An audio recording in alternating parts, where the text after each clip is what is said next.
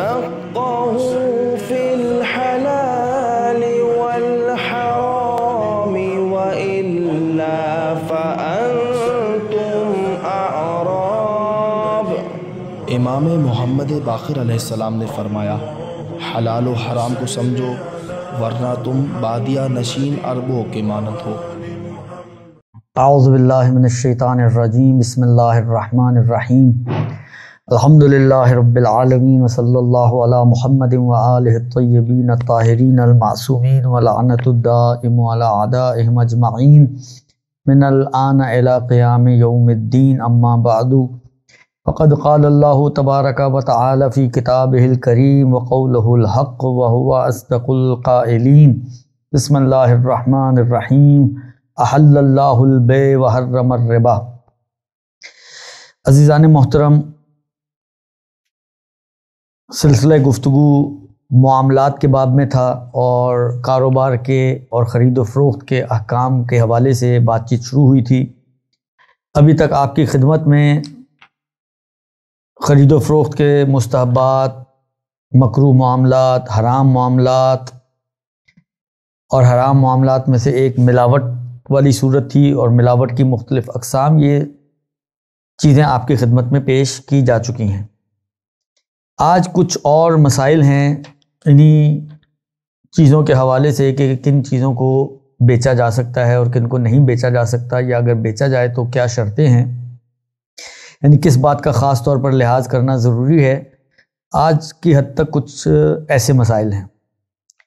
لہذا پہلا مسئلہ جو آج کا ہے وہ یہ ہے کہ اگر کوئی شخص، بلکہ اس مسئلے سے پہلے میں تمہیداً ایک بات آپ کی خدمت میں پیش کروں کہ شاید پہلے بھی میں نے اشارہ کیا تھا کہ کائنات میں چیزیں جو ہیں وہ دو طرح کی ہیں۔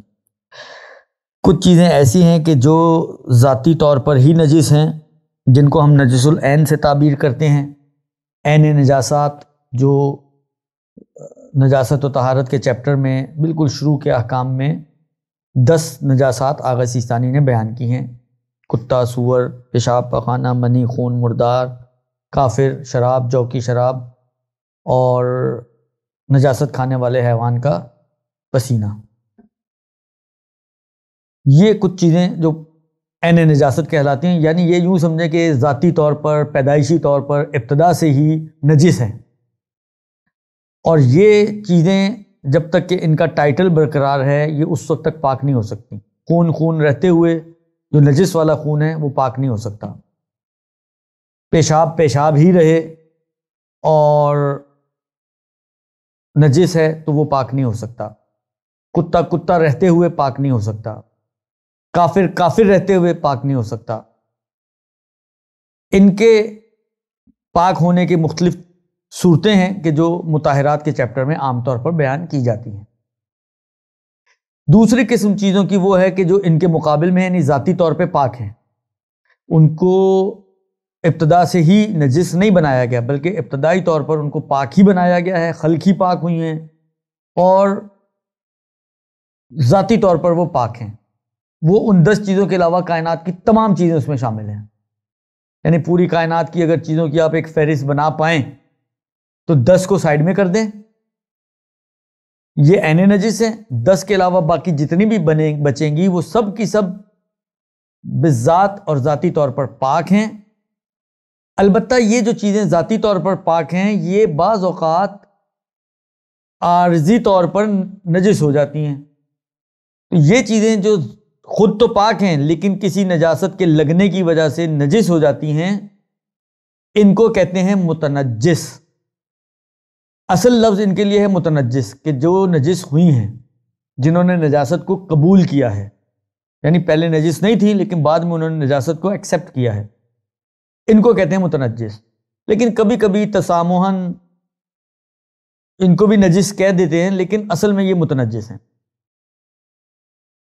مسئلہ انہی چیزوں کا ہے، کیونکہ عین نجاست کی خرید و فروخت کا مسئلہ جب حرام معاملات ہم نے پڑھے تھے، اس کا پہلا پوائنٹ جو تھا وہ یہی تھا کہ نشاور مشروبات، غیر شکاری کتے، سور اور دوسری نجس چیزیں، ان میں تو فتوے اور احتیاطیں تھیں، لیکن ان کے علاوہ باقی جو ہے مثلا خون ہے یا کوئی فضلہ ہے یا ایسی چیزیں ہیں جن میں کوئی حلال فائدہ موجود ہے، ان میں پھر بات ایک آئی تھی کہ ان کا اگر ایسا حلال فائدہ موجود ہے کہ جس کی بنا پر عقلا اس کے اوپر پیسہ خرچ کرتے ہوں تو وہ پھر جائز ہے، جیسے خون ہے، جیسے کھاد کے لیے فضلہ وغیرہ استعمال کیا جاتا ہے۔ تو عین نجاست کی خرید و فروخت کا مسئلہ بیان ہو چکا ہے۔ اب جو آج پہلا مسئلہ بیان کر رہے ہیں وہ متنجس کے حوالے سے ہے کہ ایک ایسی چیز ہے جو ذاتی طور پر پاک تھی لیکن نجس ہو گئی۔ مثلا فرض کریں مثلا آپ کا کارپیٹ نجس ہو گیا، آپ اس نجس کارپیٹ کو بیچ سکتے ہیں یا نہیں بیچ سکتے ہیں؟ آپ کا برتن نجس ہو گیا، آپ اس نجس برتن کو بیچ سکتے ہیں یا نہیں بیچ سکتے ہیں؟ تو بات اس وقت ان چیزوں کی ہے کہ جن کے اوپر نجاست آئی ہے، جو پہلے سے نجس نہیں ہوتی ہیں، عارضی طور پر نجاست ان پر آئی ہے، تو ایسی نجس پاک چیزیں جو نجس ہو گئی ہوں، جن کو ہم نے متنجس کا نام دیا ہے، کیا ان کو بیچنا جائز ہے یا جائز نہیں ہے؟ اس میں آقا کہتے ہیں کہ اس کی دو صورتیں بنتی ہیں، یعنی وہ چیزیں کہ جو متنجس ہو گئی ہیں اور ان کو آپ بیچنا چاہتے ہیں تو وہ دو صورتیں ان کی بنتی ہیں۔ یا تو وہ چیزیں ایسی ہیں کہ جن کو پانی سے پاک کرنا ممکن ہے، جیسے جو دو مثالیں دی، قالین ایسا ہے دھو کے پاک کر سکتے ہیں، برتن ایسا ہے دھو کے پاک کر سکتے ہیں، آپ کی ابا نجس ہو گئی، آپ کو کوئی گاہک مل گیا، دھو کے پاک کر سکتے ہیں۔ تو بعض چیزیں ایسی ہیں کہ جن کو دھو کر پاک کرنا ممکن ہے، اور اس کے مقابل میں بعض چیزیں ایسی ہیں کہ جن کو دھونا ممکن نہیں ہوتا، کہ اس کی مثال میں ابھی بعد میں عرض کرتا ہوں۔ وہ چیز جس کو دھو کر پاک کرنا ممکن ہو، جیسے قالین، برتن وغیرہ، تو آقا فرماتے ہیں کہ اس کو بیچنے میں کوئی حرج نہیں ہے۔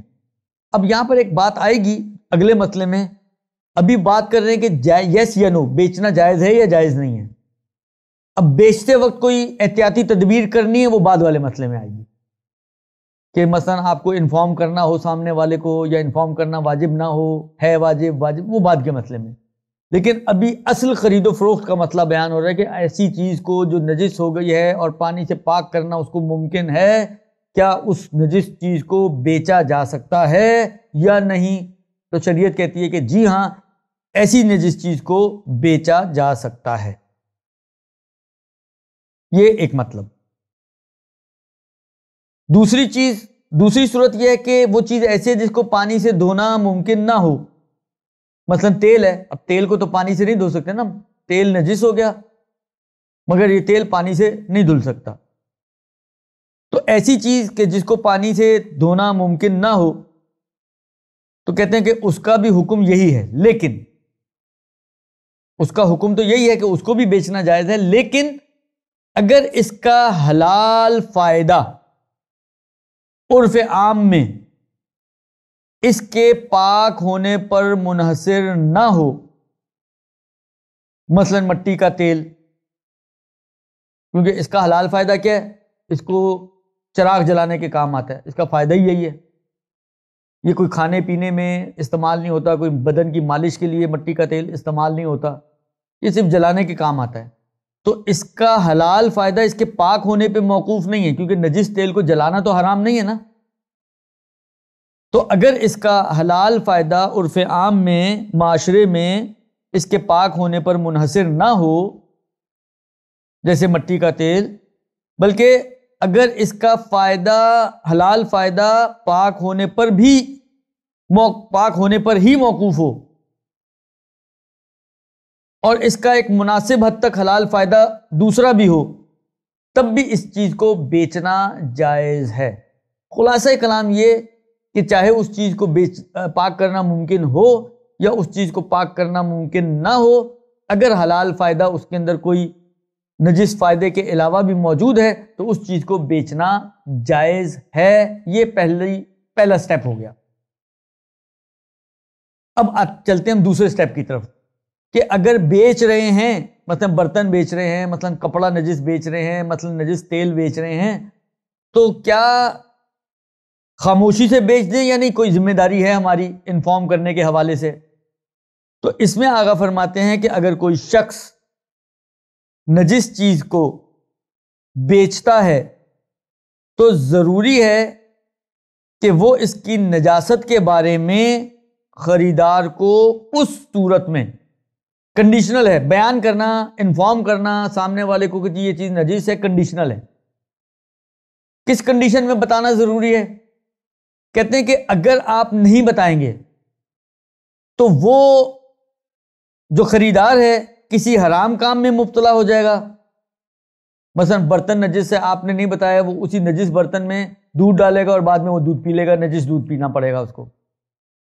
یا یہ کہ کسی واجب حکم کی مخالفت کرنی کا مرتکب ہو جائے گا، جیسے نماز میں واجب ہے کہ لباس پاک ہو، آپ نے نجس لباس بیچ دیا اور اس نے اسی لباس کو پہن کر نماز پڑھنی، اس کو پڑھے گا مثلا۔ تو اگر آپ کو معلوم ہے کہ وہ نہ بتانے کی وجہ سے کسی حرام میں کا مرتکب ہوگا یا کسی واجب کو چھوڑنے کا مرتکب ہو جائے گا، یہ ایک صورت۔ دوسری شرط اس میں یہ ہے کہ آپ کو یہ بھی پتا ہو کہ یہ شخص شریعت کا پابند ہے، لا ابالی نہیں ہے۔ یعنی بعض ایسے افراد ہوتے ہیں معاشرے میں کہ آپ نے ان کو بتا بھی دیا بھائی یار یہ تو نجس ہے، کہتا ہے چھوڑو یار نجس وجس کیا ہوتا ہے، اٹھایا پی لیا گٹر گٹر۔ تو بتانے کا کیا فائدہ ہے؟ کوئی فائدہ نہیں ہے۔ بتائیں گے تب بھی پینا ہے اس نے، نہیں بتائیں گے تب بھی پینا ہے اس نے۔ تو آپ کے بتانے کا کوئی اثر اور فائدہ نہیں ہے۔ آپ نے کہا یار یہ جو پہن کے جو کپڑا میں تمہیں دے رہا ہوں یہ نجس ہے، دیکھو نماز نہ پڑھنا، کہتا ہے چھوڑو یار میں تو یہاں سے جا رہا ہوں سیدھا نماز پڑھ کے، شرٹ پہنی جا کے مسجد میں نماز پڑھنے چلا گیا۔ یعنی اس کو آپ کے بتانے کا کوئی اثر نہیں ہے، وہ ایک لاؤبالی انسان ہے، دین اور شریعت کا کوئی پابند نہیں ہے، اس کی پابندی نہیں کرتا ہے، پتہ بھی چل جائے تو بھی خیال نہیں رکھتا۔ تو ایسے شخص کو چاہے وہ حرام کا مرتکب ہو رہا ہو یا واجب چھوٹ رہا ہو تب بھی اس کو بتانا ضروری نہیں ہے۔ بتانا اس صورت میں ضروری ہے کہ ایک تو یہ کہ یہ دین کا پابند ہو یعنی لاؤبالی نہ ہو، اور آپ کے نہ بتانے سے کوئی واجب چھٹتا ہو یا کوئی حرام ہوتا ہو، تو آپ کی ذمہ داری ہے کہ آپ اس نجس چیز کو جب دیں تو اس کو بتائیں کہ یہ نجس ہے۔ لہذا جہاں پر دیکھیں نجس کارپٹ اگر آپ دے رہے ہیں تو کارپٹ اگر نجس ہے، آپ کو پتہ بھی ہے کہ آپ کا کارپٹ نجس ہے اور خشک ہے، آپ کا ہاتھ بھی خشک ہے، کارپٹ بھی خشک ہے، تو نجس کارپٹ پر نماز پڑھنا کوئی نماز کو باطل نہیں کرتا اور نہ آپ کوئی حرام کر رہے ہیں۔ لہٰذا اگر کارپٹ نجس ہے اور آپ کو پتہ ہے میکسیمم یہ ہوگا کہ اس کے اوپر کھڑا ہو کے نماز پڑھے گا، تو یہاں پر آپ کے لیے بتانا واجب نہیں ہے، کیونکہ نہ کوئی واجب چھٹ رہا ہے نہ کوئی حرام ہو رہا ہے۔ اسی طریقے سے فرض کریں کہ